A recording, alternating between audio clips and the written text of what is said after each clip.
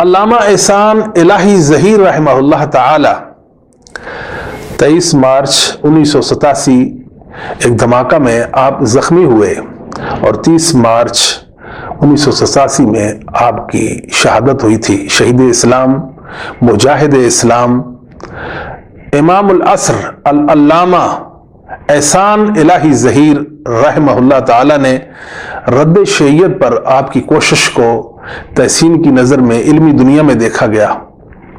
آپ نے شیعہ کی اصلاح کے حوالے سے اچھی کوشش کی اور فرق پر آپ نے لکھا۔ آپ نے اسماعیلیہ کے رد میں ایک کتاب الاسماعیلیہ بھی لکھی، الشیعہ والقرآن، الشیعہ والتشیع، الشیعہ و اہل بیت کے نام سے آپ کی کتابیں اور لاجواب کتابیں ہیں۔ آج تک شیعوں کو ان کتابوں کے جواب کی ہمت نہیں پڑی۔ الحمدللہ رب العالمین۔ تو علامہ احسان الہی ظہیر رحمہ اللہ تعالیٰ اپنی کتاب الشیعہ والسنہ صفحہ نمبر 122 اور یہ دارالانصار نے اس کو نشر کیا ہے، اس کی طبع ہے۔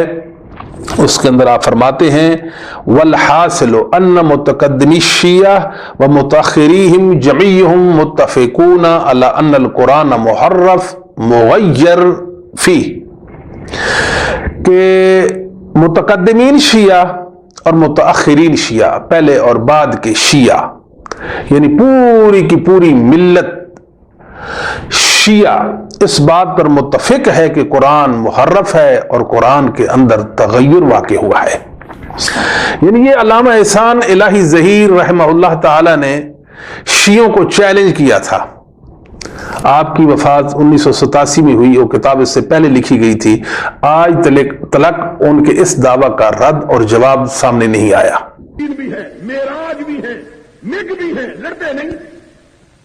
اور کونین کے تاجدار نے جب مومنوں کو لڑایا، نہ کسی کے پاس تیر تھا نہ تلوار تھی، کسی کے پاس نیزہ تھا تو ڈھال نہیں تھی، اگر کمان تھا تو چھوڑنے کے لیے تیر نہیں تھا، اگر تیر تھا تو بچاؤ کے لیے زرہ نہیں تھی، لیکن تھا تو رب پر ایمان تھا، اللہ پر اعتماد تھا۔ اور انہی کے متعلق اقبال نے کہا تھا کہ کافر ہے تو شمشیر پہ کرتا ہے بھروسہ، اور مومن ہے تو بے ٹیڑھ بھی